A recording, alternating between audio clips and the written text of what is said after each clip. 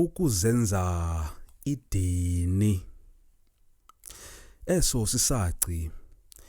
Esi saci sithetha ukuncama ulonwabo, ilungelo okanye ubomi ngenxa yokufuna kuphumelele iinjongo ezithile ezibalulekileyo.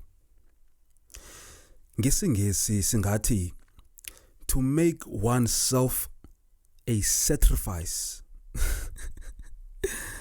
Xebe, to make oneself a sacrifice. Umzekelo, amatsha-ntliziyo amaninzi eAfrika azenzile idini encama ulonwabo ngenxa yenjongo yokulwela inkululeko ezweni lawo.